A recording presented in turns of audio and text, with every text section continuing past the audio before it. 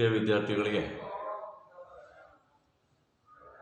ಮತ್ತೊಮ್ಮೆ ತರಗತಿಗೆ ಸ್ವಾಗತಿಸ್ತಾ ಇದ್ದೀನಿ. ಕಳೆದ ಹಲವಾರು ತರಗತಿಗಳಲ್ಲಿ ನಿಮಗೀಗಾಗಲೇ ರಾಜ್ಯಶಾಸ್ತ್ರದ ಬಗ್ಗೆ ವಿಷಯಗಳನ್ನು ತಿಳಿಸ್ತಾ ಹೋಗಿದ್ದೀನಿ ಅಥವಾ ಅದರ ಬಗ್ಗೆ ಚರ್ಚೆ ಮಾಡ್ತಾ ಹೋಗಿದ್ದೀವಿ. ಸೊ ಅದರ ಬಗ್ಗೆ ನೀವು ಒಂದೊಂದೇ ವಿಷಯಗಳನ್ನು ಪರಿಕಲ್ಪನೆಗಳನ್ನು ತಿಳ್ಕೊಂಡು ಬರ್ತಾ ಇದ್ದೀವಿ. ಕಳೆದ ತರಗತಿಯಲ್ಲಿ ನಾವು ಕೇಂದ್ರ ಸರ್ಕಾರದ ಬಗ್ಗೆ ತಿಳ್ಕೊಂಡಿದ್ವಿ ಮಕ್ಕಳು.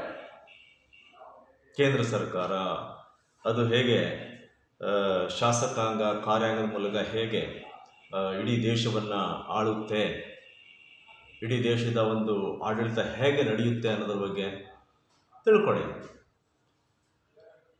ಮಕ್ಕಳೇ. ಇವತ್ತು ರಾಜ್ಯ ಸರ್ಕಾರದಲ್ಲಿ ಯಾವ ರೀತಿ ಆಳ್ವಿಕೆ ನಡೆಯುತ್ತೆ, ರಾಜ್ಯ ಸರ್ಕಾರಗಳು ಯಾವ ರೀತಿ ಆಡಳಿತವನ್ನು ನಡೆಸುತ್ತೆ, ರಾಜ್ಯ ಸರ್ಕಾರಗಳು ಯಾವ ರೀತಿ ಶಾಸನಾತ್ಮಕವಾಗಿ ಕಾರ್ಯಾತ್ಮಕವಾಗಿ ಕೆಲಸಗಳನ್ನು ಮಾಡುತ್ತೆ ಅನ್ನೋದ್ರ ಬಗ್ಗೆ ತಿಳ್ಕೋಬೇಕಾಗುತ್ತೆ. ನಿಮಗೆ ಗೊತ್ತಿರೋ ಹಾಗೆ ಭಾರತ ಒಂದು ವಿಶಾಲವಾಗಿರುವಂತಹ ದೇಶ. ಸೊ ಭಾರತ ಒಂದು ಹಲವಾರು ರಾಜ್ಯಗಳು ಮತ್ತು ಕೇಂದ್ರಾಡಳಿತ ಪ್ರದೇಶಗಳಿಂದ ಕೂಡಿರುವಂತಹ ಒಂದು ಒಕ್ಕೂಟ. ಈಗ ಹೇಳಿ ಮಕ್ಕಳೇ, ಭಾರತದಲ್ಲಿರುವಂತಹ ಒಟ್ಟು ರಾಜ್ಯಗಳ ಸಂಖ್ಯೆ ಎಷ್ಟು ಹೇಳಿ ನೋಡೋಣ. ಭಾರತದಲ್ಲಿರುವಂತಹ ಒಟ್ಟು ರಾಜ್ಯಗಳ ಸಂಖ್ಯೆ ಎಷ್ಟು? ಗುಡ್. ಭಾರತದಲ್ಲಿರುವಂತಹ ಒಟ್ಟು ರಾಜ್ಯಗಳ ಸಂಖ್ಯೆ 28. ಪ್ರಸ್ತುತ 28 ರಾಜ್ಯಗಳು, 8 ಕೇಂದ್ರಾಡಳಿತ ಪ್ರದೇಶಗಳು, ಜೊತೆಗೆ ದೆಹಲಿ ದೇಶದ ರಾಜಧಾನಿ. ಸೊ ಇಂತಹ ಒಂದು ವಿಶಾಲವಾದಂತಹ ಒಂದು ಒಕ್ಕೂಟ ವ್ಯವಸ್ಥೆಯನ್ನು ಭಾರತ ದೇಶ ಹೊಂದಿರುವುದನ್ನು ನಾವು ನೋಡ್ತೀವಿ ಮಕ್ಕಳು.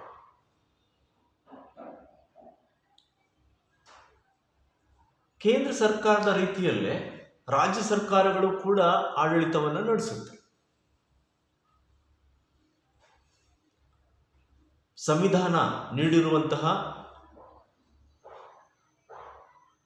ಹಕ್ಕುಗಳೇನಿದೆ ಅಂದರೆ ಸಂವಿಧಾನ ರಾಜ್ಯ ಸರ್ಕಾರಗಳಿಗೆ ನೀಡಿರುವಂತಹ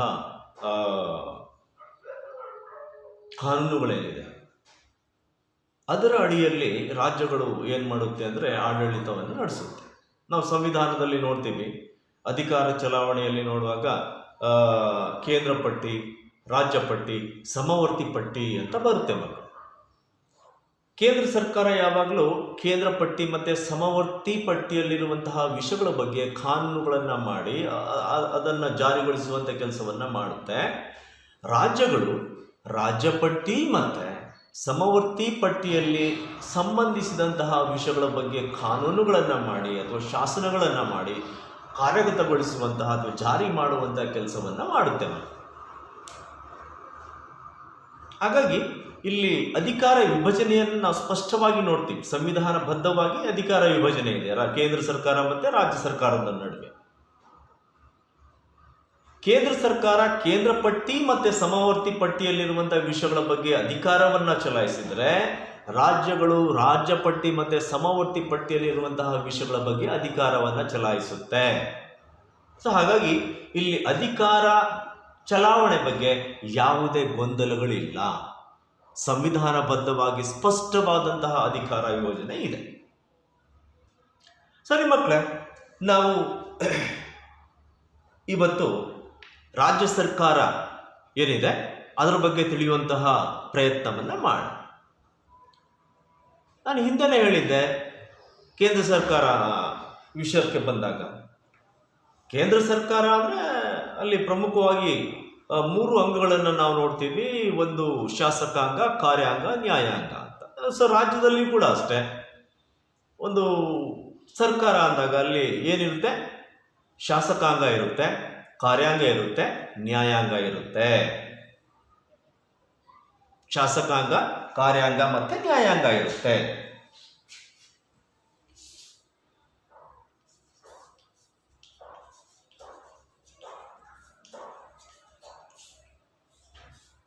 ಶಾಸಕಾಂಗ ಇರುತ್ತೆ, ಕಾರ್ಯಾಂಗ ಇರುತ್ತೆ,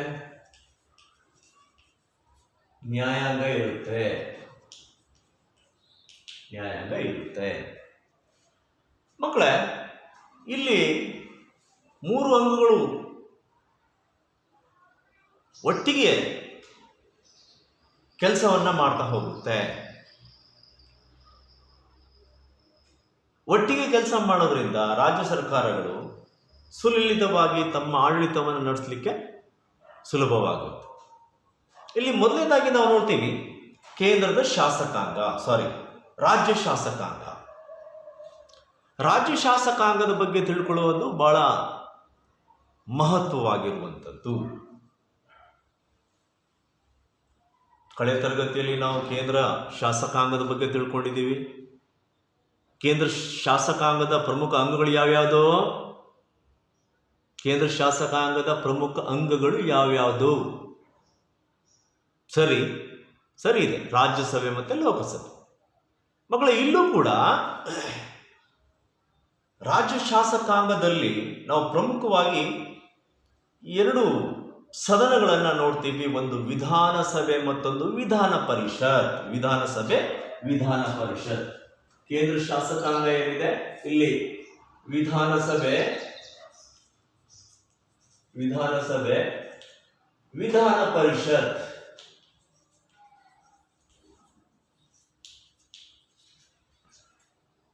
ವಿಧಾನಸಭೆ ಮತ್ತೆ ವಿಧಾನ ಪರಿಷತ್.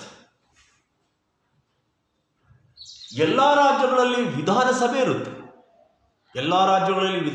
ಇರುತ್ತೆ. ಅಂದ್ರೆ ಚುನಾವಣೆ ಮೂಲಕ ಚುನಾವಣೆಯಲ್ಲಿ ಸ್ಪರ್ಧಿಸಿ ಜನರಿಂದ ಆಯ್ಕೆಯಾದಂತಹ ಪ್ರತಿನಿಧಿಗಳನ್ನ ಕೂಡಿರುವಂತಹ ಸಭೆ, ಅದು ವಿಧಾನಸಭೆ ಅಂತ ಕರೆಸಿಕೊಳ್ಳುತ್ತೆ. ವಿಧಾನ ಪರಿಷತ್ತು ಎಲ್ಲಾ ರಾಜ್ಯಗಳಲ್ಲಿ ಇಲ್ಲ, ಕೆಲವು ರಾಜ್ಯಗಳಲ್ಲಿ ವಿಧಾನ ಪರಿಷತ್ತು ಇದೆ.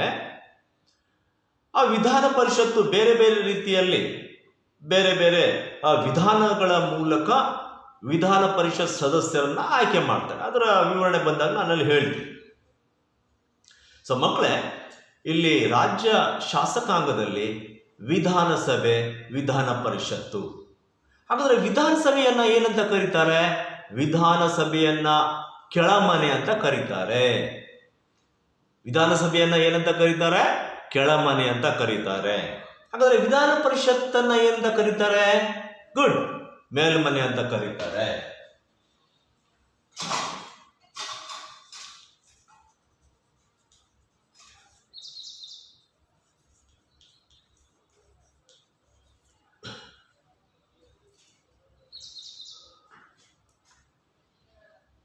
ವಿಧಾನಸಭೆಯನ್ನ ಕೆಳಮನೆ ಅಂತ ಕರೀತಾರೆ. ಅಂದ್ರೆ ಸಾರ್ವತ್ರಿಕ ಚುನಾವಣೆಗಳಲ್ಲಿ ಸ್ಪರ್ಧಿಸಿ ಆಯ್ಕೆಯಾದಂತಹ ಸದಸ್ಯರಿಂದ ಕೂಡಿರುವಂತಹ ಸದನ ಅದು. ವಿಧಾನ ಪರಿಷತ್ತು ವಿವಿಧ ಕ್ಷೇತ್ರಗಳಿಂದ, ಭಿನ್ನ ಕ್ಷೇತ್ರಗಳಿಂದ ಆಯ್ಕೆಯಾದಂತಹ ಸದಸ್ಯರಿಂದ ಕೂಡಿರುವಂತಹ ಕ್ಷೇತ್ರ, ಅದನ್ನು ಕೆಳಮನೆ ಅಂತ ಕರಿತೀವಿ. ಸೊ ಈಗ ನಾವು ವಿಧಾನಸಭೆ ಬಗ್ಗೆ ಮಾತ್ರ ಚರ್ಚೆ ಮಾಡೋಣ. ವಿಧಾನಸಭೆ ಮಕ್ಕಳೇ, ಈ ವಿಧಾನಸಭೆ ಏನಿದೆ, ಸೊ ಭಾರತ ದೇಶದಲ್ಲಿ ಭಿನ್ನ ರಾಜ್ಯಗಳಲ್ಲಿ ಭಿನ್ನ ಸಂಖ್ಯೆಯಲ್ಲಿ ವಿಧಾನಸಭಾ ಸದಸ್ಯರನ್ನ ಹೊಂದಿರುವಂತಹ ವಿಧಾನಸಭೆಗಳು ಜಾರಿಯಲ್ಲಿದೆ. ಸೊ ಹಾಗಾಗಿ ಸಂವಿಧಾನ ಹೇಳುತ್ತೆ, ಇದು ಜನಸಂಖ್ಯೆಯ ಆಧಾರದ ಮೇಲೆ ವಿಧಾನಸಭಾ ಸದಸ್ಯರನ್ನ ಒಳಗೊಂಡಿರುತ್ತೆ. ಜನಸಂಖ್ಯೆಯ ಆಧಾರದ ಮೇಲೆ ಆಯಾ ರಾಜ್ಯದಲ್ಲಿ ವಿಧಾನಸಭಾ ಸದಸ್ಯರ ಸಂಖ್ಯೆ ಎಷ್ಟಿರಬೇಕು ಅನ್ನೋದನ್ನ ಫೈನಲ್ ಮಾಡಲಾಗುತ್ತೆ. ಅಂದ್ರೆ ಆಯಾ ರಾಜ್ಯಗಳ ಜನಸಂಖ್ಯೆ ಆಧಾರದ ಮೇಲೆ ಅದು ನಿರ್ಧಾರ ಆಗ್ತಾ ಹೋಗುತ್ತೆ. ಸಂವಿಧಾನದ ಪ್ರಕಾರ ಒಂದು ರಾಜ್ಯದ ವಿಧಾನಸಭಾ ಸದಸ್ಯರ ಸಂಖ್ಯೆ 500ಕ್ಕಿಂತ ಜಾಸ್ತಿ ಇರಬಾರ್ದು, ಮತ್ತೆ 60ಕ್ಕಿಂತ ಕಡಿಮೆ ಇರಬಾರ್ದು. 500ಕ್ಕಿಂತ ಜಾಸ್ತಿ ಇರಬಾರ್ದು, 60ಕ್ಕಿಂತ ಕಡಿಮೆ ಇರಬಾರ್ದು. ಸೊ ಈ ಒಂದು ನಿಯಮ ಸಂವಿಧಾನದಲ್ಲಿ ಇರೋದ್ರಿಂದ ಆಯಾ ರಾಜ್ಯಗಳ ಜನಸಂಖ್ಯೆಯನ್ನು ಆಧರಿಸಿ ವಿಧಾನಸಭಾ ಸದಸ್ಯರ ಸಂಖ್ಯೆ ನಿರ್ಧಾರ ಆಗುತ್ತೆ. ಹಾಗೆ ಪ್ರತಿಯೊಂದು ವಿಧಾನಸಭೆಯಲ್ಲಿ ಆಂಗ್ಲೋ ಇಂಡಿಯನ್ ಅಂತ ನಾವೇನು ಕರಿತೀವಿ, ಆ ಆಂಗ್ಲೋ ಇಂಡಿಯನ್ಗಳ ಪ್ರಾತಿನಿಧ್ಯ ಕಡಿಮೆ ಇದ್ದಾಗ ರಾಜ್ಯಪಾಲರು ಆ ವಿಧಾನಸಭೆಗೆ ಒಬ್ಬ ಆಂಗ್ಲೋ ಇಂಡಿಯರನ್ನ ನೇಮಕ ಮಾಡುವಂಥದ್ದು ಕೂಡ ಇದೆ. ಆಂಗ್ಲೋ ಇಂಡಿಯರನ್ನ ನೇಮಕ ಮಾಡುವಂಥದ್ದು ವಿಧಾನ ಕೂಡ ಇರುವಂಥದ್ದು. ಸೊ ನಾವು ನೋಡುವಾಗ ಈ ವಿಧಾನಸಭೆ ಬಗ್ಗೆ ನೋಡುವಾಗ ಬೇರೆ ಬೇರೆ ರಾಜ್ಯದಲ್ಲಿ ಬೇರೆ ಬೇರೆ ವಿಧಾನಸಭಾ ಸದಸ್ಯರ ಸಂಖ್ಯೆ ನಿರ್ಧಾರ ಆಗಿರುವಂಥದ್ದು. ಅತಿ ಕಡಿಮೆ ಜನಸಂಖ್ಯೆ ಹೊಂದಿರುವಂತಹ ಚಿಕ್ಕ ರಾಜ್ಯಗಳು ಗೋವಾ, ಮಿಜೋರಾಂ, ಈ ರಾಜ್ಯಗಳಲ್ಲಿ ತುಂಬ ಕಡಿಮೆ ಇದೆ. ವಿಧಾನಸಭಾ ಸದಸ್ಯರ ಸಂಖ್ಯೆ ಬಹಳ ಕಡಿಮೆ ಇದೆ. ಗೋವಾ ರಾಜ್ಯದಲ್ಲಿ ವಿಧಾನಸಭಾ ಸದಸ್ಯರ ಸಂಖ್ಯೆ 40. ವಿಧಾನಸಭಾ ಸದಸ್ಯರ ಸಂಖ್ಯೆ 40 ಇರುತ್ತೆ. 40. ಮಿಜೋರಾಂ ಕೂಡ ಅಷ್ಟೇ 40 ವಿಧಾನಸಭಾ ಸದಸ್ಯರನ್ನ ಹೊಂದಿರುವಂತಹ ಚಿಕ್ಕ ರಾಜ್ಯಗಳು. ಹಾಗಾದರೆ ಕರ್ನಾಟಕದಲ್ಲಿರುವಂತಹ ಒಟ್ಟು ವಿಧಾನಸಭಾ ಸದಸ್ಯರ ಸಂಖ್ಯೆ ಎಷ್ಟು ಗೊತ್ತಾ ನಿಮಗೆ? ತಿಳ್ಕೊಂಡಿದ್ದೀರಾ? ಸರಿ ಹೇಳಿ. ಕರ್ನಾಟಕದ ಒಟ್ಟು ವಿಧಾನಸಭಾ ಸದಸ್ಯರ ಸಂಖ್ಯೆ 225. ಎಷ್ಟು? 225. ಒಟ್ಟು ಸಂಖ್ಯೆ 225 ಆಗಿರುತ್ತೆ. ಅದರಲ್ಲಿ 224 ಏನಿದೆ, 224 ಸದಸ್ಯರನ್ನ ಚುನಾವಣೆಯ ಮೂಲಕ ಆಯ್ಕೆ ಮಾಡಲಾಗುತ್ತೆ ಅಥವಾ ಚುನಾವಣೆ ಮೂಲಕ ಆಯ್ಕೆ ಆಗ್ತಾರೆ. ಒಬ್ಬ ವಿಧಾನಸಭಾ ಸದಸ್ಯರನ್ನ ರಾಜ್ಯಪಾಲರು ನಾಮಕರಣ ಮಾಡ್ತಾರೆ. ಇಲ್ಲಿ ರಾಜ್ಯಪಾಲರು ವಿಧಾನಸಭೆಗೆ ಯಾರನ್ನ ನೇಮಕ ಮಾಡ್ತಾರೆ ಹೇಳಿ ನೋಡೋಣ. ಯಾರನ್ನ ನೇಮಕ ಮಾಡ್ತಾರೆ? ಆಂಗ್ಲೋ ಇಂಡಿಯನ್ ಸದಸ್ಯರನ್ನ, ಒಬ್ಬ ಸದಸ್ಯರನ್ನ ರಾಜ್ಯಪಾಲರು ನೇಮಕ ಮಾಡ್ತಾರೆ ಮಕ್ಕಳೇ. ಹಾಗಾಗಿ ಇಲ್ಲಿ ನಾವು ನೋಡ್ತೀವಿ 224 ಚುನಾವಣೆ ಮೂಲಕ ಜನರಿಂದ ಆಯ್ಕೆಯಾದಂತಹ ಸದಸ್ಯರು ಮತ್ತೆ ಒಬ್ಬ ಆಂಗ್ಲೋ ಇಂಡಿಯನ್ ಸದಸ್ಯರು ಒಟ್ಟಾಗಿ ನಾವು 225 ಸದಸ್ಯರ ಒಂದು ವಿಧಾನಸಭೆಯನ್ನ ಕರ್ನಾಟಕ ರಾಜ್ಯ ಹೊಂದಿರುವಂಥದ್ದು ಮಕ್ಕಳೇ. ಕರ್ನಾಟಕ ರಾಜ್ಯ ವಿಧಾನಸಭಾ ಸದಸ್ಯರ ಸಂಖ್ಯೆ 225. ಹಾಗಾದರೆ ಈ ವಿಧಾನಸಭೆ ಸೊ ಜನರನ್ನ ಪ್ರತಿನಿಧಿಸುವಂಥದ್ದು, ಜನರಿಂದ ಆಯ್ಕೆಯಾದಂಥವರು. ಸೊ ಈ ಜನರಿಂದ ಆಯ್ಕೆಯಾಗುವಂತಹ ಜನಪ್ರತಿನಿಧಿಗಳು ಅಥವಾ ಸದಸ್ಯರು ಸ್ಪರ್ಧಿಸಲಿಕ್ಕೆ ಕೆಲವಾರು ಅರ್ಹತೆಗಳನ್ನು ಹೊಂದಿರಬೇಕಾಗುತ್ತೆ. ಸಂವಿಧಾನಾತ್ಮಕವಾಗಿ ಇಂತಿಂತಹ ಅರ್ಹತೆಯನ್ನು ಹೊಂದಿರೋರು ಮಾತ್ರ ಚುನಾವಣೆಗೆ ವಿಧಾನಸಭಾ ಸದಸ್ಯನಾಗಲಿಕ್ಕೆ ಅರ್ಹನಾಗಿರ್ತಾನೆ ಅನ್ನುವಂಥದ್ದು ಇದೆ. ಕಳೆದ ಪಾಠಗಳಲ್ಲಿ ನಾನು ಹೇಳ್ತಾ ಇದ್ದೆ ಇಂಥ ಅರ್ಹತೆಗಳು ಇರುತ್ತೆ. ಅವುಗಳಲ್ಲಿ ಕೆಲವೊಂದು ವಯಸ್ಸಿನ ವ್ಯತ್ಯಾಸ ಮಾತ್ರ ಇರುತ್ತೆ, ಬಿಟ್ರೆ ಬೇರೆ ಎಲ್ಲ ಹಾಗೆ ಇರುತ್ತೆ ಅಂತ ಹೇಳ್ತೀನಿ. ಸರಿ, ಈಗ ಹೇಳಿ ನೋಡೋಣ. ಕರ್ನಾಟಕದ ವಿಧಾನಸಭಾ ಸದಸ್ಯರ ಅರ್ಹತೆಗಳು ಏನು? ಒಂದು, ಭಾರತೀಯ ಪ್ರಜೆ ಆಗಿರಬೇಕು. ಎರಡನೇದು ಬಹುಮುಖ್ಯವಾಗಿ ನಾವು ನೋಡ್ತೀವಿ ವಯಸ್ಸು. ಆತನಿಗೆ 25 ವರ್ಷ ವಯಸ್ಸಾಗಿರಬೇಕು. ಎಷ್ಟು ವರ್ಷ ವಯಸ್ಸಾಗಿರಬೇಕು? 25 ವರ್ಷ ವಯಸ್ಸಾಗಿರಬೇಕು. 3, ಲಾಭದಾಯಕ ಹುದ್ದೆಯಲ್ಲಿ ಇರಬಾರ್ದು. ಯಾವುದೇ ಲಾಭದಾಯಕ ಹುದ್ದೆಯಲ್ಲಿ ಇರಬಾರ್ದು.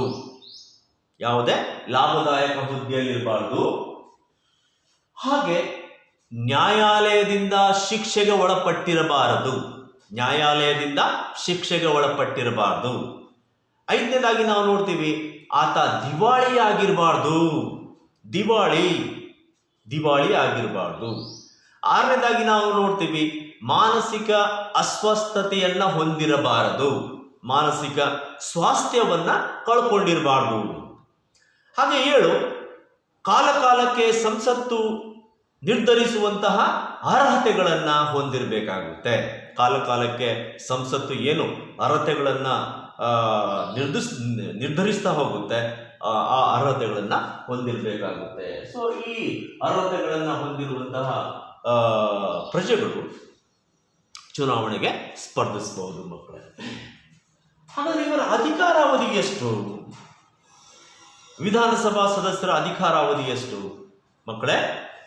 ವಿಧಾನಸಭಾ ಸದಸ್ಯರ ಅಧಿಕಾರಾವಧಿ 5 ವರ್ಷ.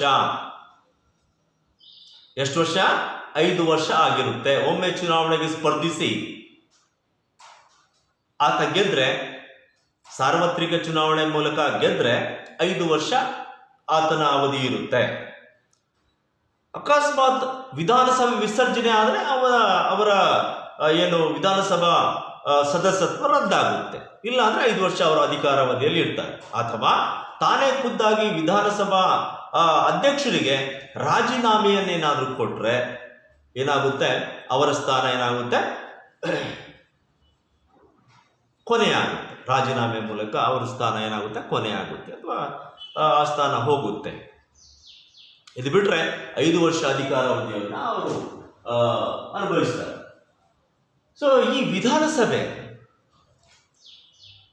ವಿಧಾನಸಭೆಯಲ್ಲಿ ಇರುವಂತಹ ಸದಸ್ಯರು ವಿಧಾನಸಭಾ ಅಧ್ಯಕ್ಷರನ್ನ ಆಯ್ಕೆ ಮಾಡ್ತಾರೆ. ಒಬ್ಬರು ವಿಧಾನಸಭಾ ಅಧ್ಯಕ್ಷರನ್ನ ಆಯ್ಕೆ ಮಾಡ್ತಾರೆ, ಮತ್ತೊಬ್ಬರು ಉಪ ವಿಧಾನಸಭಾ ಅಧ್ಯಕ್ಷರನ್ನ ಆಯ್ಕೆ ಮಾಡ್ತಾರೆ. ಚುನಾವಣೆಯ ಮೂಲಕ ಬಹುಮತ ಪಡೆದಂತಹ ವ್ಯಕ್ತಿಯನ್ನ ವಿಧಾನಸಭಾ ಅಧ್ಯಕ್ಷರನ್ನಾಗಿ ಆಯ್ಕೆ ಮಾಡಲಾಗುತ್ತೆ. ಅದೇ ರೀತಿ ಬಹುಮತ ಪಡೆದಂತಹ ಉಪ ಸಭಾಧ್ಯಕ್ಷರನ್ನ ಚುನಾವಣೆ ಮೂಲಕ ಆಯ್ಕೆ ಮಾಡಲಾಗುತ್ತೆ. ಸೊ ಸಭಾಧ್ಯಕ್ಷರಿಗೆ ತಮ್ಮದೇ ಆದಂತಹ ಅಧಿಕಾರ ಕರ್ತವ್ಯಗಳು ಇದೆ. ಸೊ ಅವರು ಅಧಿವೇಶನವನ್ನ ತುಂಬ ಶಿಸ್ತಿನಿಂದ ಕಾಪಾಡಬೇಕಾಗುತ್ತೆ. ಅಧಿವೇಶನವನ್ನ ಬಹಳ ಶಾಂತಿಯುತವಾಗಿ ನಡೆಸ್ಕೊಂಡು ಹೋಗಬೇಕಾಗುತ್ತೆ. ಅಧಿವೇಶನದಲ್ಲಿ ಆಗುವಂಥ ಚರ್ಚೆ ಕಲಾಪಗಳನ್ನು ವ್ಯವಸ್ಥಿತವಾಗಿ ನಡೆಸ್ಕೊಂಡು ಹೋಗ್ಲಿಕ್ಕೆ ಅವಕಾಶಗಳನ್ನು ಕೊಡಬೇಕಾಗುತ್ತೆ. ಸೊ ಹಾಗಾಗಿ ವಿಧಾನಸಭಾ ಸದಸ್ಯರ ಒಂದು ಏನು ಅಧಿಕಾರ ಇದೆ ಅದು ಬಹಳ ದೊಡ್ಡದಾಗಿರುತ್ತೆ. ಅಂದರೆ ವಿಧಾನಸಭೆಯ ಒಂದು ಅಂತಿಮವಾದಂತಹ ನಿರ್ಧಾರಗಳನ್ನು ಕೈಗೊಳ್ಳುವಂಥದ್ದು ವಿಧಾನಸಭಾ ಅಧ್ಯಕ್ಷರು. ವಿಧಾನಸಭೆಯ ಕಾರ್ಯಕಲಾಪಗಳಿಗೆ ಅತ್ಯಂತ ಹೆಚ್ಚಿನ ಅಧಿಕಾರವಿರುವಂಥದ್ದು ಸ್ಪೀಕರ್. ಸೊ ಹಾಗಾಗಿ ಅವರ ಒಂದು ಆಯ್ಕೆ ಇಲ್ಲಿ ಆಗುತ್ತೆ. ಈಗ ಮಕ್ಕಳೇ, ವಿಧಾನಸಭೆಯ ಆಯ್ಕೆ ಹೇಗೆ ನಡೆಯುತ್ತೆ, ಅರ್ಹತೆಗಳೇನು, ಹೇಗೆ ನಡೆಯುತ್ತೆ ಅನ್ನೋಂಥ ನಾವು ನೋಡ್ತಾ ಹೋದ್ವಿ. ಹಾಗಾದರೆ ಈ ವಿಧಾನಸಭೆಯ ಅಧಿಕಾರ ಕಾರ್ಯಗಳು ಏನಿರುತ್ತೆ, ಅವರು ಅಧಿಕಾರವನ್ನು ಅಥವಾ ಕಾರ್ಯಗಳನ್ನು ಹೇಗೆ ಚಲಾಯಿಸ್ಕೊಂಡು ಹೋಗ್ತಾರೆ ಅನ್ನೋದ್ರ ಬಗ್ಗೆ ನಾವಿಲ್ಲಿ ನೋಡಬೇಕಾಗುತ್ತೆ. ಮಕ್ಕಳೇ, ಮೊದಲನೇದಾಗಿ ನಾವು ನೋಡ್ತೀವಿ ಶಾಸನೀಯ ಕಾರ್ಯಗಳು. ಶಾಸನೀಯ ಕಾರ್ಯಗಳು ಅಂದಾಗ ಶಾಸನಗಳನ್ನು ರಚನೆ ಮಾಡುವಂಥದ್ದು. ಶಾಸನಗಳನ್ನು ರಚನೆ ಮಾಡಬೇಕಂದ್ರೆ ವಿಧಾನಸಭಾ ಸದಸ್ಯರು ಅದನ್ನು ಮಂಡನೆ ಮಾಡಿ, ಅದನ್ನು ಓದಿ, ಆ ಒಂದು ಶಾಸನ ಏನು ಮಂಡನೆ ಆಗಿರುತ್ತೋ ಅದಕ್ಕೆ ಬಹುಮತವನ್ನು ಪಡ್ಕೊಂಡು ಅದನ್ನು ರಾಜ್ಯಪಾಲರಿಗೆ ಕಳಿಸಿ ರಾಜ್ಯಪಾಲರ ಒಪ್ಪಿಗೆಯನ್ನು ಪಡ್ಕೊಂಡು ಅದಕ್ಕೆ ಅಂತಿಮ ಮುದ್ರೆಯೊಂದಿಗೆ ಸಹಿಯನ್ನು ಮಾಡಿದಾಗ ಆ ಒಂದು ಶಾಸನ ಕಾನೂನಾಗಿ ಪರಿವರ್ತನೆ ಆಗುತ್ತೆ. ಸೊ ಇದು ಶಾಸನೀಯ ಕಾರ್ಯಗಳಲ್ಲಿ ನಾವು ನೋಡುವಂಥದ್ದು. ಹಾಗಾಗಿ ಇಲ್ಲಿ ಶಾಸನೀಯ ಕಾರ್ಯದಲ್ಲಿ ಯಾವ ವಿಷಯದ ಬಗ್ಗೆ ಚರ್ಚೆ ಮಾಡುತ್ತಾರೆ ಅಥವಾ ಯಾವ ವಿಷಯದ ಬಗ್ಗೆ ಶಾಸನಗಳನ್ನು ಅಥವಾ ಕೆಲಸವನ್ನು ಮಾಡುವಂತಹ ಅವರಿಗೆ ಹಕ್ಕಿದೆ ಅನ್ನೋದನ್ನು ನೋಡಿದ್ರೆ ಆಗಲೇ ನಾನು ಹೇಳಿದೆ, ಸಂವಿಧಾನಬದ್ಧವಾಗಿ ಕೇಂದ್ರ ಮತ್ತು ರಾಜ್ಯ ಸರ್ಕಾರಗಳ ನಡುವೆ ಸ್ಪಷ್ಟವಾದಂಥ ಅಧಿಕಾರ ಹಂಚಿಕೆ ಆಗಿರುವಂಥದ್ದು. ಹಾಗಾಗಿ ಸಂವಿಧಾನದ ಬರುವಂತಹ ರಾಜ್ಯ ಪಟ್ಟಿ ಮತ್ತು ಕೇಂದ್ರ ಪಟ್ಟಿಯಲ್ಲಿರುವಂತಹ ವಿಷಯಗಳ ಬಗ್ಗೆ ಇಲ್ಲಿ ಶಾಸನಗಳನ್ನು ರಚನೆ ಮಾಡುವಂತಹ ಒಂದು ಅಧಿಕಾರ ಈ ಒಂದು ವಿಧಾನಸಭೆಗೆ ಇರೋದನ್ನು ನಾವು ನೋಡ್ತೀವಿ ಮಕ್ಕಳೇ. ಸೊ ಹಾಗಾಗಿ ಮಸೂದೆ ಕಾಯ್ದೆಗಳಾಗಬೇಕಾದ್ರೆ 2 ಸದನಗಳನ್ನು ಒಪ್ಪಿಗೆಯನ್ನು ಪಡ್ಕೋಬೇಕಾಗುತ್ತೆ. 2 ಸದನಗಳ ಒಪ್ಪಿಗೆ ಅಂದರೆ ಇಲ್ಲಿ ವಿಧಾನಸಭೆ ಮತ್ತು ವಿಧಾನ ಪರಿಷತ್. ಅದು ಕೆಲವು ರಾಜ್ಯಗಳಲ್ಲಿ ಮಾತ್ರ ಇದೆ. ಯಾವುದು ಕರ್ನಾಟಕದಲ್ಲಿದೆ, ಮಹಾರಾಷ್ಟ್ರದಲ್ಲಿದೆ, ಮಧ್ಯಪ್ರದೇಶದಲ್ಲಿದೆ, ತಮಿಳುನಾಡಲ್ಲಿದೆ, ಆಂಧ್ರ ಪ್ರದೇಶದಲ್ಲಿದೆ. ಸೊ ಹೀಗೆ ಕೆಲವೊಂದು ರಾಜ್ಯಗಳಲ್ಲಿ ಮಾತ್ರ ಈ 2 ಸದನಗಳು ಇರುವಂತಹ ಒಂದು ಶಾಸಕಾಂಗವನ್ನು ನಾವು ನೋಡ್ತೀವಿ ಮಕ್ಕಳೇ. ಸೊ ಹಾಗಾಗಿ ಇಲ್ಲಿ ಶಾಸನೀಯ ಕಾರ್ಯಗಳು ಅಂದಾಗ ಶಾಸನಗಳನ್ನು ರಚನೆ ಮಾಡುವಂಥದ್ದು ಪ್ರಮುಖವಾಗಿರುತ್ತೆ. ಅದು ರಾಜ್ಯ ಪಟ್ಟಿ ಮತ್ತು ಸಮವರ್ತಿ ಪಟ್ಟಿಗೆ ವಿಷಯಗಳಿಗೆ ಸಂಬಂಧಪಟ್ಟಂತೆ ಶಾಸನಗಳನ್ನು ರಚನೆ ಮಾಡುವಂಥ ಕೆಲಸ ಇಲ್ಲಾಗುತ್ತೆ. ಹಣಕಾಸಿನ ಅಧಿಕಾರಗಳು ಬಂದಾಗ ವಿಧಾನಸಭೆಗೆ ಹೆಚ್ಚಿನ ಅಧಿಕಾರ ಇದೆ, ಅತಿ ಹೆಚ್ಚಿನ ಅಧಿಕಾರ ಇದೆ.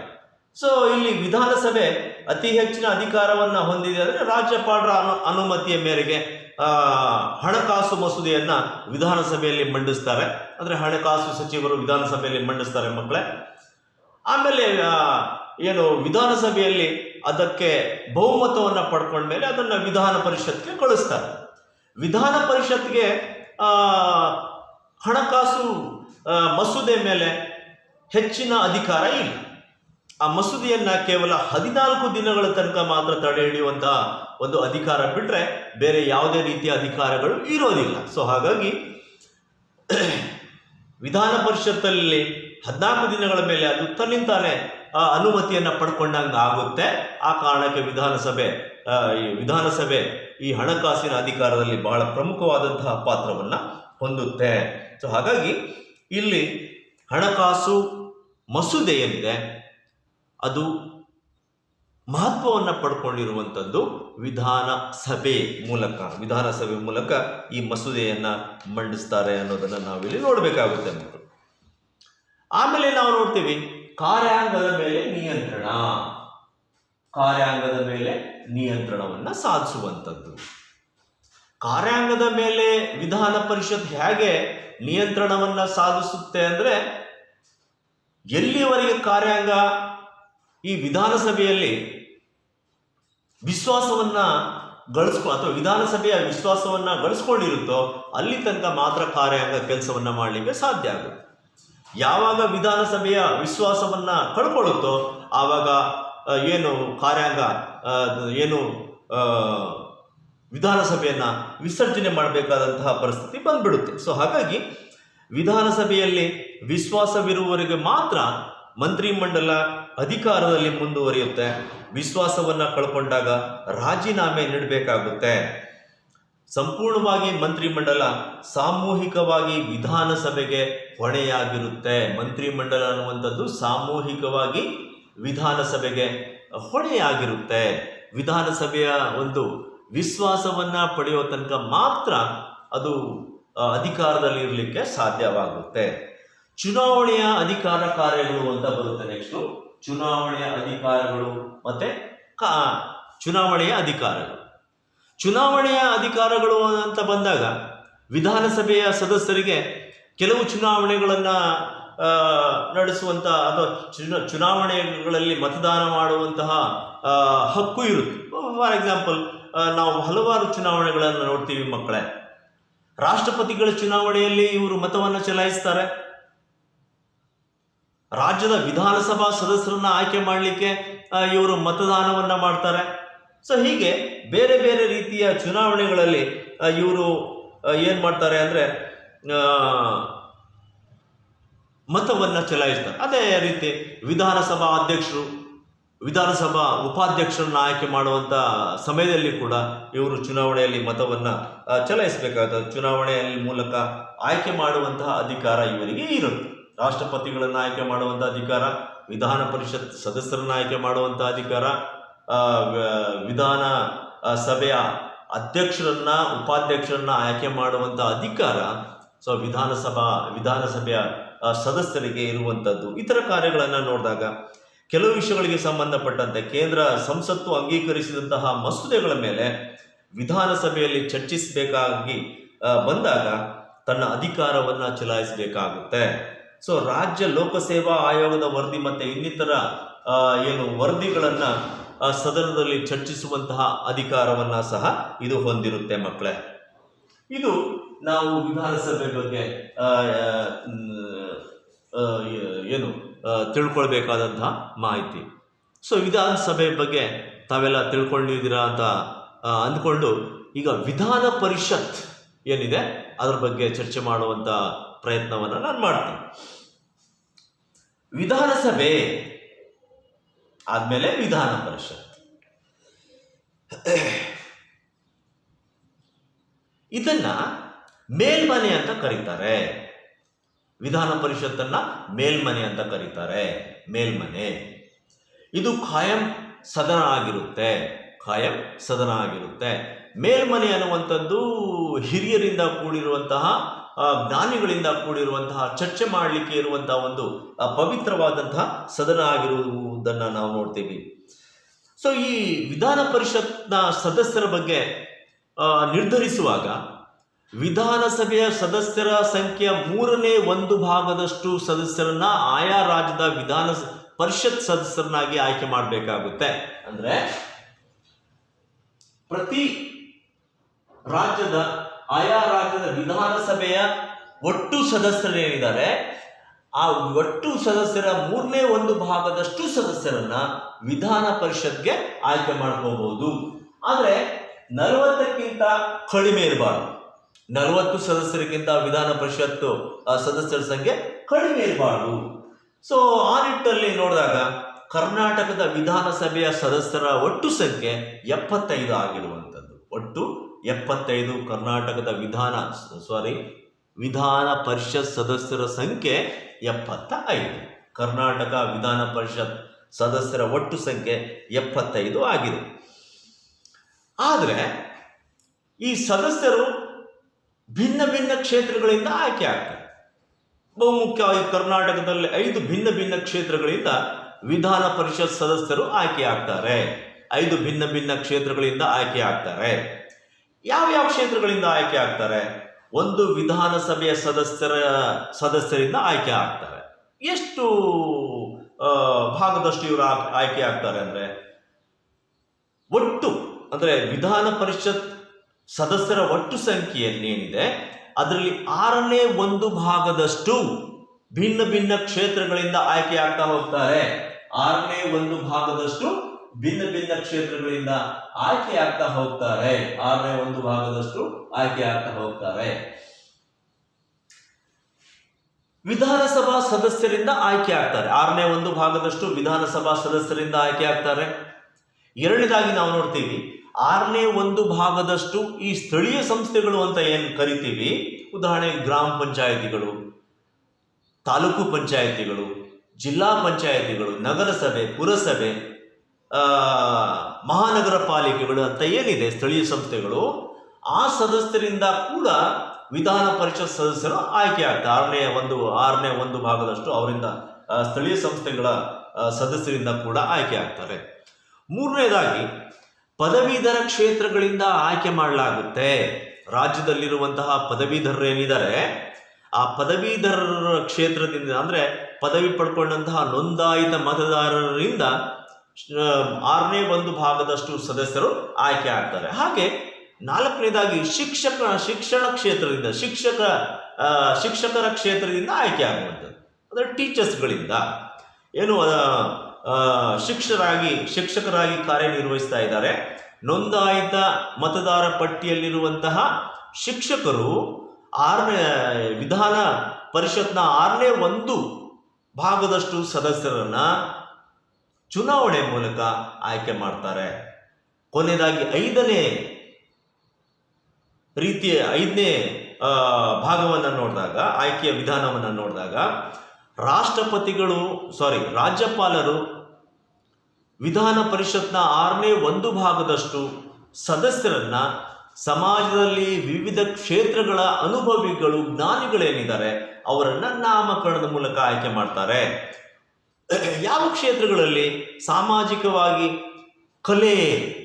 ಕಲಾ ಕ್ಷೇತ್ರದಲ್ಲಿ, ಸಾಹಿತ್ಯ ಕ್ಷೇತ್ರ, ವಿಜ್ಞಾನ ಕ್ಷೇತ್ರ, ಕ್ರೀಡಾ ಕ್ಷೇತ್ರ, ಸಮಾಜ ಸೇವೆ, ಸಹಕಾರ ಕ್ಷೇತ್ರ.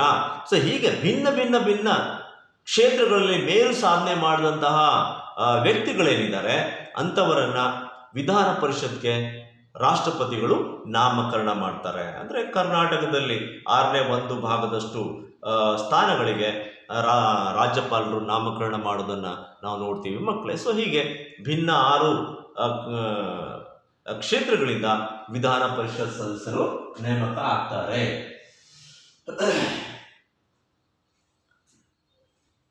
ಸೊ ಈ ಭಿನ್ನ ಕ್ಷೇತ್ರಗಳಿಂದ ಏನೋ ಆಯ್ಕೆ ಆಗ್ತಾರೆ. ಭಿನ್ನ ಕ್ಷೇತ್ರಗಳಿಂದ ಆಯ್ಕೆ ಆಗ್ತಾರೆ. ಹಾಗಾದರೆ ಈ ಆಯ್ಕೆ ಆಗುವಂತಹ ಸದಸ್ಯರು ಕೆಲವಾರು ಸಂವಿಧಾನಬದ್ಧ ಅರ್ಹತೆಗಳನ್ನು ಹೊಂದಿರ್ತಾರೆ. ನಾವು ನೋಡ್ತೀವಿ ವಿಧಾನಸಭಾ ಸದಸ್ಯರಿಗೆ ಹೊಂದಿರುವಂತಹ ಅರ್ಹತೆಗಳ ಜೊತೆಗೆ ಒಂದು ವಯಸ್ಸು ಮಾತ್ರ ಇಲ್ಲಿ ಬದಲಾವಣೆ ಆಗುತ್ತೆ. ಒಂದು ಅಂದರೆ ವಿಧಾನ ಪರಿಷತ್ ಸದಸ್ಯರ ಸಂಖ್ಯೆಯನ್ನು ನೋಡಿದಾಗ ಒಂದನೇದು ಭಾರತೀಯ ಪ್ರಜೆ ಆಗಿರಬೇಕು. ಎರಡು ಅಂಶದಲ್ಲಿ ವಯಸ್ಸು ನೋಡ್ತೀವಿ. ವಯಸ್ಸು ಅಂದರೆ 30 ವರ್ಷ ವಯಸ್ಸಾಗಿರಬೇಕು. ಎಷ್ಟು? 30 ವರ್ಷ ವಯಸ್ಸಾಗಿರಬೇಕು. ಅಲ್ಲಿ ರಾಜ್ಯಸಭೆ ಸದಸ್ಯರ ಇದನ್ನು ನೋಡಿದಾಗ ವಯಸ್ಸನ್ನು ನೋಡಿದಾಗ 30 ವರ್ಷ. ಹಾಗೆ ಇಲ್ಲಿ ಕೂಡ ಅಷ್ಟೇ ವಿಧಾನ ಪರಿಷತ್ ಮೇಲ್ಮನೆ ಏನಿದೆ ಅದರ ಸದಸ್ಯರು ಚುನಾವಣೆಗೆ ಸ್ಪರ್ಧಿಸಬೇಕಂದ್ರೆ ಕನಿಷ್ಠ ಪಕ್ಷ 30 ವರ್ಷ ವಯಸ್ಸಾಗಿರಬೇಕು. ಹಾಗೆ ಯಾವುದೇ ಲಾಭದಾಯಕ ಹುದ್ದೆಯಲ್ಲಿ ಇರಬಾರ್ದು. ನ್ಯಾಯಾಲಯದಿಂದ ಶಿಕ್ಷೆಗೆ ಒಳಪಟ್ಟಿರಬಾರ್ದು. ಹಾಗೆ ಯಾವುದೇ ರೀತಿಯಲ್ಲಿ ಮಾನಸಿಕ ಅಸ್ವಸ್ಥತೆಯನ್ನು ಹೊಂದಿರಬಾರ್ದು. ಆತ ದಿವಾಳಿ ಆಗಿರಬಾರ್ದು.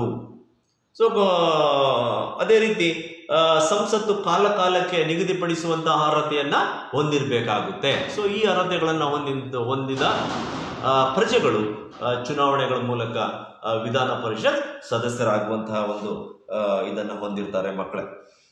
ಹಾಗಾದರೆ ಇವರ ಅಧಿಕಾರ ಅವಧಿ ಅದನ್ನು ನಾವು ನೋಡೋದಾದ್ರೆ ಅಧಿಕಾರ ಅವಧಿ 6 ವರ್ಷ. ವಿಧಾನ ಪರಿಷತ್ ಸದಸ್ಯರ ಅಧಿಕಾರ ಅವಧಿ 6 ವರ್ಷ. ಇದೊಂದು ಶಾಶ್ವತವಾದಂತಹ ಸದನ ಅಥವಾ ಖಾಯಂ ಸದನ ಅಂತ ಇದನ್ನು ಕರಿತೀವಿ. ಪ್ರತಿ 2 ವರ್ಷಗಳಿಗೊಮ್ಮೆ ಇದಕ್ಕೆ ಚುನಾವಣೆ ನಡೀತಾ ಹೋಗುತ್ತೆ ಮಕ್ಕಳೇ. ಪ್ರತಿ 2 ವರ್ಷಗಳಿಗೊಮ್ಮೆ ಎಷ್ಟು ಸದಸ್ಯರ ಸ್ಥಾನಗಳಿಗೆ ಚುನಾವಣೆ ನಡೆಯುತ್ತೆ? ಇಲ್ಲಿ ನಾವು ಪ್ರತಿ 2 ವರ್ಷಗಳಿಗೊಮ್ಮೆ 1/3 ವಿಧಾನ ಪರಿಷತ್ ಸದಸ್ಯರ ಸಂಖ್ಯೆಯ 1/3 ಸ್ಥಳಗಳಿಗೆ 2 ವರ್ಷಗಳಿಗೊಮ್ಮೆ ನಿವೃತ್ತರಾಗ್ತಾರೆ. ಆ ನಿವೃತ್ತಿಯಾದಂತಹ ಸ್ಥಾನಗಳಿಗೆ ಪುನಃ ಚುನಾವಣೆಗಳನ್ನ ಮೂಲಕ ಭರ್ತಿ ಮಾಡಲಾಗುತ್ತೆ. ಅಂದರೆ ಪ್ರತಿ 2 ವರ್ಷಗಳಿಗೊಮ್ಮೆ 1/3 ಸದಸ್ಯರು ನಿವೃತ್ತರಾಗೋದ್ರ ಮೂಲಕ ಆ ಸ್ಥಾನಗಳಿಗೆ ಪುನಃ ಚುನಾವಣೆಗಳ ಮೂಲಕ ಭರ್ತಿಯಾಗೋದ್ರಿಂದ ಇದು ನಿರಂತರವಾಗಿ ಇರುವಂತಹ ಸದನವಾಗಿರುವಂಥದ್ದು, ಹಿರಿಯರ ಸದನವಾಗಿರುವಂಥದ್ದು. ಸೊ ಹಾಗಾಗಿ ಇಲ್ಲಿ ಹಿರಿಯರು ಅಥವಾ ಜ್ಞಾನಿಗಳು, ಮೇಧಾವಿಗಳು, ಕವಿಗಳು ಇರೋದರಿಂದ ಹಲವಾರು ಉತ್ತಮ ಚರ್ಚೆಗಳು ಇಲ್ಲಿ ನಡೆಯೋದನ್ನು ನಾವು ನೋಡ್ತೀವಿ ಮಕ್ಕಳೇ. ಸೊ ಈ ವಿಧಾನ ಪರಿಷತ್ಗೆ ಚುನಾವಣೆ ಮೂಲಕ ವಿಧಾನ ಪರಿಷತ್ ಸಭಾಧ್ಯಕ್ಷರನ್ನ ಆಯ್ಕೆ ಮಾಡ್ತಾರೆ, ಸಭಾಪತಿ ಅಂತ ಕರಿತೀವಿ. ಮತ್ತೊಬ್ಬರನ್ನ ಉಪ ಸಭಾಪತಿಯನ್ನಾಗಿ ನೇಮಕ ಮಾಡ್ತಾರೆ. ಅಂದ್ರೆ ಒಬ್ಬರನ್ನ ಸಭಾಪತಿಯನ್ನಾಗಿ ಆಯ್ಕೆ ಮಾಡ್ತಾರೆ, ಮತ್ತೊಬ್ಬರನ್ನ ಉಪಸಭಾಪತಿಯನ್ನಾಗಿ ಆಯ್ಕೆ ಮಾಡ್ತಾರೆ. ಸೊ ಇವರು ಅಂದರೆ ಸಭಾಪತಿಗಳು ವಿಧಾನ ಪರಿಷತ್ನಲ್ಲಿ ಕಾರ್ಯಕಲಾಪಗಳನ್ನು ಸರಿಯಾದ ರೀತಿಯಲ್ಲಿ ನಡೆಸ್ಕೊಂಡು ಹೋಗಬೇಕಾಗುತ್ತೆ, ಶಿಸ್ತನ್ನು ಪಾಲಿಸಬೇಕಾಗುತ್ತೆ, ಚರ್ಚೆಗೆ ಅವಕಾಶವನ್ನು ಕೊಡಬೇಕಾಗುತ್ತೆ. ಸೊ ಒಂದು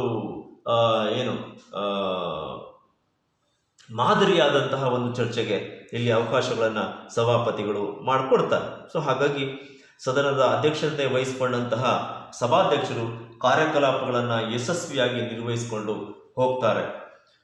ವಿಧಾನ ಪರಿಷತ್ನ ಅಧಿಕಾರ ಬಗ್ಗೆ ನಾವು ನೋಡಿದಾಗ ಒಂದು ಶಾಸನೀಯ ಅಧಿಕಾರಗಳು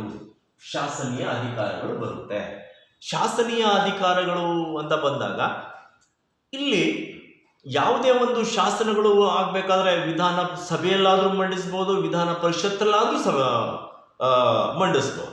ಸೊ ಎಲ್ಲ ಸದಸ್ಯರಿಗೂ ಸಮಾನವಾದಂತಹ ಏನಿರುತ್ತೆ ಅಂದರೆ ಅಧಿಕಾರ ಇರುವಂಥದ್ದು. ಸಾಮಾನ್ಯ ಮಸೂದೆ ಯಾವುದಿದ್ರೂ ಕೂಡ 2 ಸದನದಲ್ಲಿ ಮಂಡನೆ ಮಾಡಬಹುದು. ಆದರೆ ಹಣಕಾಸಿಗೆ ಸಂಬಂಧಪಟ್ಟಂತಹ ಹಣಕಾಸು ಮಸೂದೆಯನ್ನ ಮೊದಲು ವಿಧಾನ ಸಭೆಯಲ್ಲೇ ಮಂಡಿಸಬೇಕು. ವಿಧಾನ ಪರಿಷತ್ಗೆ ಹಣಕಾಸಿನ ಮಸೂದೆಯ ಮೇಲೆ ಅಷ್ಟೊಂದು ಅಧಿಕಾರ ಇರೋದಿಲ್ಲ. ಸೊ ಹಾಗಾಗಿ ಯಾವುದೇ ಒಂದು ಮಸೂದೆ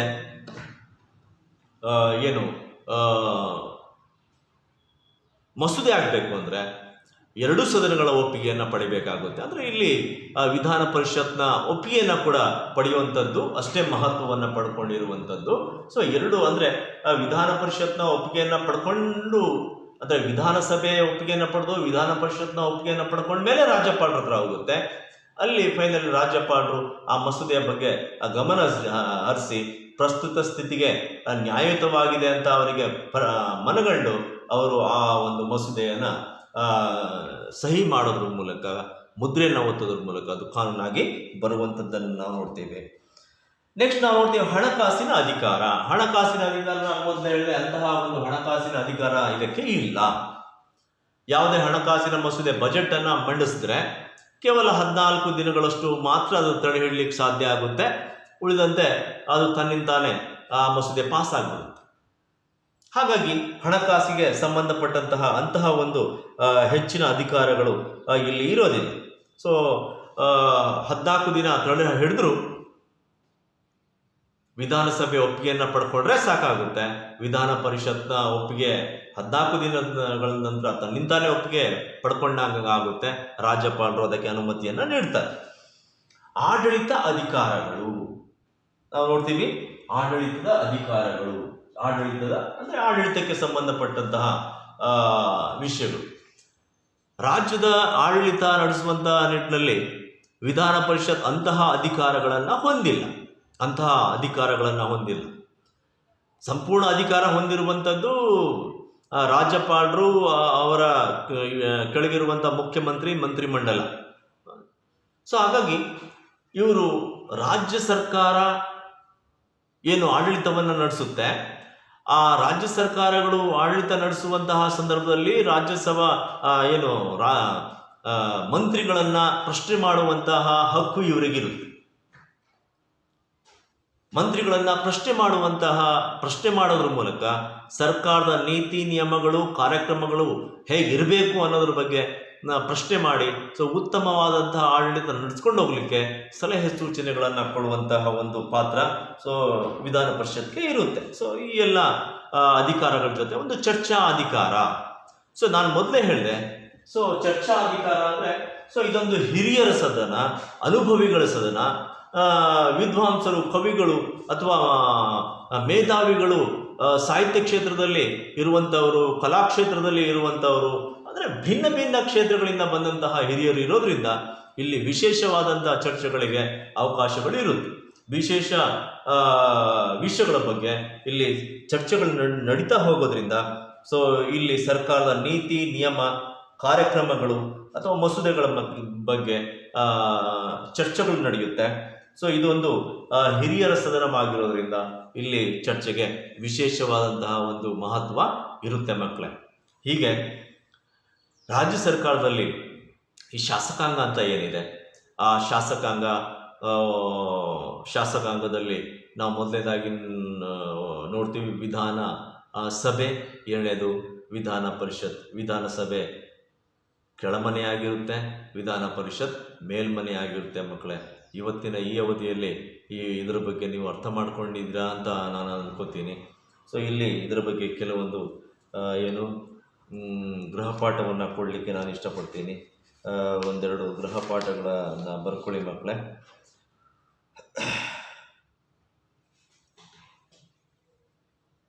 ರಾಜ್ಯ ವಿಧಾನ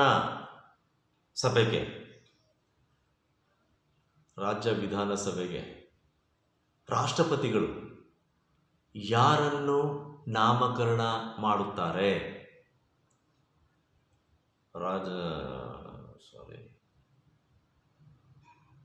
ರಾಜ್ಯದ ವಿಧಾನಸಭೆಗೆ ರಾಜ್ಯಪಾಲರು ಯಾರನ್ನು ನಾಮಕರಣ ಮಾಡುತ್ತಾರೆ? ಕರ್ನಾಟಕದ ವಿಧಾನ ಪರಿಷತ್ನ ಸದಸ್ಯರ ಸಂಖ್ಯೆ ಎಷ್ಟು? ಕರ್ನಾಟಕದ ವಿಧಾನ ಪರಿಷತ್ನ ಸದಸ್ಯರ ಸಂಖ್ಯೆ ಎಷ್ಟು?